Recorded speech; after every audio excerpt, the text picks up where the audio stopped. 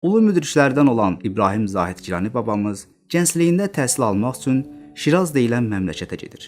Çünki öyrənmək istədiyi elmlər bizim bildiyimiz kimi sadəcə kitablardan oxuyub, sinifdə öyrədiləcək elmlər deyildi.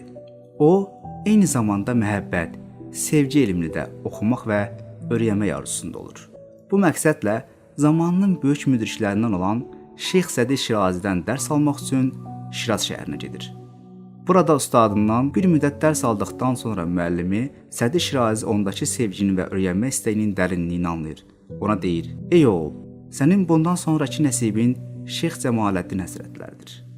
Vaxt itirmədən onun vətənin Azərbaycanda yaşayan Şeyx Cəmaləddinin yanına getdir. Bu məsləhəti dinləyən İbrahim yenidən yollara düşərək Gilan deyilən yerə çatır. Burada Şeyx Cəmaləddin babamızın yanına gəlir. İzin alaraq onun şagirdi olmaq arzusunu bildirir. Razılıq alır və beləliklə könül dərslərini öyrənməyə başlayır. Bir gün ustadı ona deyir: "İbrahim, biraz irəlidə pambıq tarlalarımız var. Oraya get. Pambıqların arasında bitən alaq otlarını təmizlə." İbrahim Gilani babamız da ustadından aldığı tapşırığa əsasən tarlaya gedir. Alaq otlarını təmizləmək üçün əlini uzatdığı otlar qəflətən gümüşə dönür.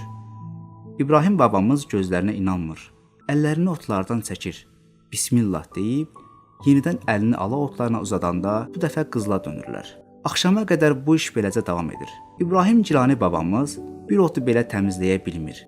Verilən tapşırığı yerinə yetirmədiyinin üzüntüsü ilə ustadının yanına qayıdır. Böyük xəzarət hissi ilə ustadının əlini öpüb, başına gələnləri söyləmək üçün izin istəyərkən, ustadı onu qabaqlayaraq deyir: "İbrahim, səni bir imtahana çəkdik. Sən də bu imtahandan ən gözəl şəkildə çıxmağı bacardın. Yaxşı ki, bir alaq otunu belə qoparmadın. Nə qızıla, nə də gümüşə dəyər verməyərək onlara əlini belə sürmədin. Bu səbəblə bundan sonra sənin adın dünyanın boş bəzək düzəklərinə dəyər verməyən, mənasını verən Zahid olsun." O gündən sonra İbrahim Zahid Gilani babamız sevgi elmini öyrənməyə daha böyük məhəbbətlə davam edir.